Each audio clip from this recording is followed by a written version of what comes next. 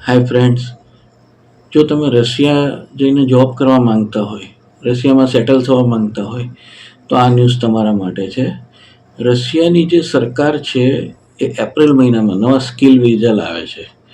Skill વિઝામાં બે વસ્તુ છે કે ટેમ્પરરી વિઝા પણ છે 3 વર્ષના, અને જે લોકો ખાસ ક્વોલિફિકેશન ધરાવે છે એને પીઆર માટે બી ફાઇલ મૂકી શકે છે. રશિયામાં આસાનીથી આ બંને વસ્તુ થઈ જશે. હવે આ જે વિઝા પ્રોગ્રામ છે એમાં scientific, economic, industrial, education, cultural, business, sports એ બધા ફિલ્ડ સાથે જે જોડાયેલા જે લોકો છે અને વિદેશી નાગરિકો છે એના પરિવારને કોઈ પણ જાતના ઇમિગ્રેશન કોટા વગર કે રશિયન ભાષા શીખ્યા વગર સીધું રશિયામાં જવા માટેની પરમિશન મળી જશે. સીધા 3 વર્ષ માટે ટેમ્પરરી વિઝા મળી જશે.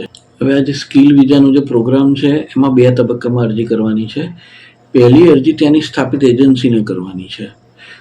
હવે એ લોકો જો કોઈ વિદેશી નાગરિકને વિઝા પ્રોગ્રામ માટે માન્ય રાખે તો પછી અરજીનો બીજો તબક્કો ચાલુ થશે. હવે બીજો તબક્કો આપણે ત્યાં ઇમિગ્રેશન અધિકારીઓને કરવાનો હોય છે. ટેમ્પરરી અથવા તો પરમેનન્ટ રેસિડેન્સી માટે આ અરજી કરવાની છે. હવે ત્યાંથી તમને જે સ્થાપિત એજન્સીમાંથી જે પરમિશન મળી ગઈ છે એ 1 વર્ષ માટે માન્ય રહેશે. એ 1 વર્ષ દરમિયાન તમારે આ ઇમિગ્રેશન અધિકારીઓને અરજી કરી દેવાની હોય છે. હવે આમાં જે ફાયદાની વાત છે એ તમને હવે કહું છું કે જો તમને ત્યાંની એજન્સી થ્રુ જો તમને મળી ગયા વિઝા, ત્યાંથી તમને પરમિશન મળી ગઈ તો તમે ત્યાં 1 વર્ષ માટે રહી શકો છો અને તમારા પરિવારને પણ લઈ જઈ શકો છો એ 1 વર્ષ દરમિયાન. અને એમાં તમે બિઝનેસ વિઝા મળે છે 1 વર્ષ માટેના.